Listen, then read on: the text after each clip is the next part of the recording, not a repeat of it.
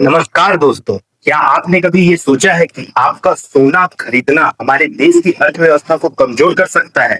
आखिर क्यों माननीय प्रधानमंत्री मोदी जी चाहते हैं कि आप अगले 1 साल तक सोना ना खरीदें? आखिर क्यों हमें स्वदेशी की ओर मुड़ना ही होगा?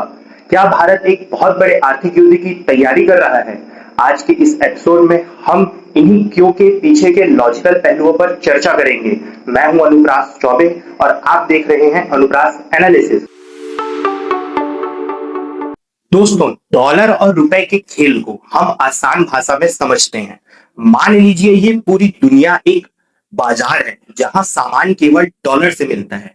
जब हमें इस अंतरराष्ट्रीय बाजार यानी विदेश से सोना या तेल खरीदना होता है तो इसके बदले हमें अपनी तिजोरी से डॉलर बाहर भेजने पड़ते हैं। भारत हर साल सैकड़ों टन सोना विदेश से मंगाता है।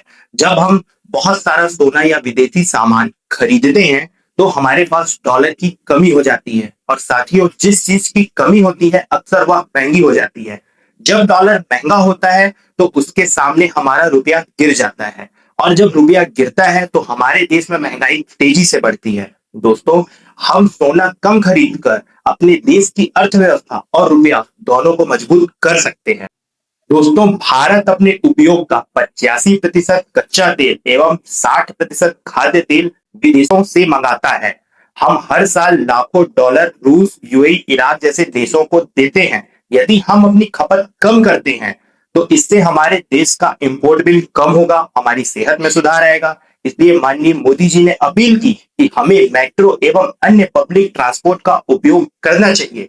आपको यह जानकर हैरानी होगी कि साल 2025 में 3 करोड़ से ज्यादा भारतीय विदेश यात्रा पर गए। जब हम विदेश घूमने जाते हैं तो हमारा पैसा विदेशी टूरिज्म को अमीर बनाता है। इसलिए माननीय प्रधानमंत्री जी ने अपील की कि वोकल फॉर लोकल बने, देश में घूमें, स्वदेशी अपनाएं, पब्लिक ट्रांसपोर्ट का उपयोग करें। इससे हमारे देश का पैसा देश में रहेगा, आपके मेरे हम सबके काम आएगा। दोस्तों, सरकार हर साल लगभग 2 लाख करोड़ रुपए खाद की सब्सिडी पर खर्च करती है।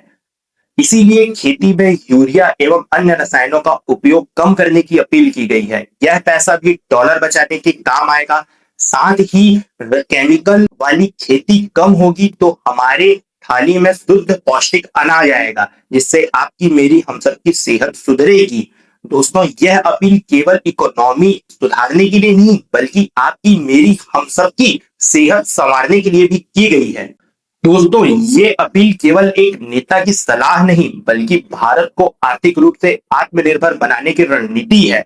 दोस्तों, यह संवेदनशील समय हमें किसी राजनीतिक दल या राजनीतिक विचारधारा से ऊपर उठकर देश हित में सोचने का है। यह समय एक दूसरे की टांग खींचने का नहीं या राजनीति करने का नहीं है, बल्कि कंधे से कंधा मिलाकर भारत को आर्थिक रूप से आत्मनिर्भर और मजबूत देश बनाने का है। यह समय भारत को सबसे बड़ी अंतर्राष्ट्रीय महाशक्ति बनाने का है। दोस्तों, क्या आप माननीय प्रधानमंत्री मोदी जी की इन अपीलों को अपनी जिंदगी में उतारेंगे? कमेंट में अपनी राय जरूर दीजिए। तथ्यों के साथ ऐसे ही सटीक विश्लेषण के लिए सब्सक्राइब कीजिए अनुप्रास एनालिसिस। वीडियो को लाइक कीजिए, शेयर कीजिए। मैं हूं अनुप्रास चौबे। जय हिंद, जय भारत, जय छत्तीसगढ़।